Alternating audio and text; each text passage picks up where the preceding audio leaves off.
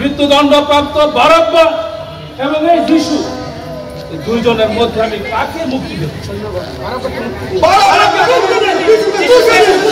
বারাব্বার মুক্তি, যিশুর মৃত্যুদণ্ড। অদ্ভুত অদ্ভুত আপনাদের বিচার। তুমি কি ইহুদিদের রাজা? আপনি কি নিজ হতে কথা বলছেন? না, অন্যের আপনাকে আমার বিষয় বলতে বাধ্য করেছে। আমি কি ইহুদি? তোমার নিজের লোকেরাই তোমাকে আমার কাছে ধরে এনেছে। কি অপরাধ করেছো তুমি? আমার রাজত্ব তো এই পৃথিবীতে নয়। যদি তাই হতো তাহলে আমার প্রজারা আমাকে উদ্ধার করতে ছুটে আসতো। কিন্তু আমার রাজত্ব তো এই পৃথিবীর কোনো রাজত্বই মতো নয়। তাহলে তুমি স্বীকার করছো যে তুমি রাজা? আপনি ঠিকই বলেছেন, আমি রাজা। সত্যের সাক্ষ্য দিতে আমি এই পৃথিবীতে এসেছি। তুমি বলছো সত্যের সাক্ষ্য দিতে এসেছো? সত্য? সত্য কি? আমি সত্য, আমি জীবন।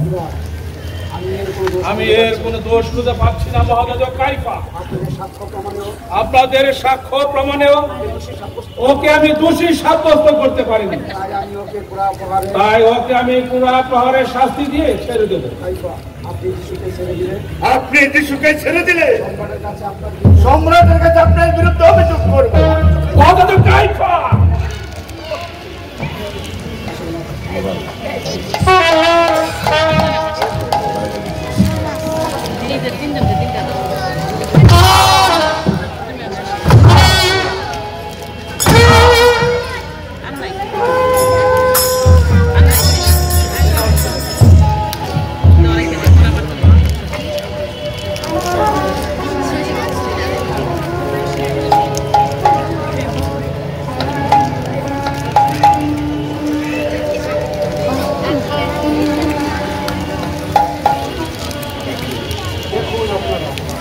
দেখুন আপনারা এত কষাঘাতের পরেও কি ইহুদিদের রাজা শাস্তি হয়নি?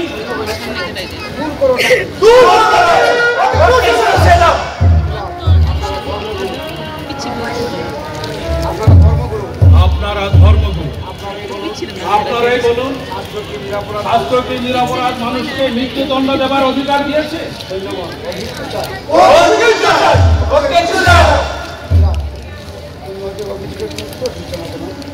তুমি ওদের অভিযোগের কোনো উত্তর দিচ্ছ না কেন? তুমি কি জানো না তোমাকে ছেড়ে দেবার অথবা তোমাকে মেরে ফেলার অধিকার আমার আছে? আমার উপর আপনার কোনো অধিকারই থাকছে না। যদি না ঊর্ধ্বলোক থেকে আপনাকে সে ক্ষমতা না দেয়া হতো। নিজেকে যে ঈশ্বর পুত্র বলে দাবি করে, তাহলে এই কি সেই ব্যক্তি মহাযাজক কাইফা? আমি জানি হিংসার বশে আপনারা যিশুকে আমার কাছে ধরে এনেছেন। তবে প্রতি বছর নিস্তার গর্ভ উৎসবে আমি একজন সাজাপ্রাপ্ত অপরাধীকে মুক্তি দিয়ে থাকি। খুন এবং রাজদ্রোহিতার অপরাধে মৃত্যুদণ্ডপ্রাপ্ত বারাব্বা এবং এই যিশু, এই দুইজনের মধ্যে আমি কাকে মুক্তি দেব? বারাব্বার মুক্তি, যিশুর মৃত্যুদণ্ড। অদ্ভুত অদ্ভুত আপনাদের বিচার।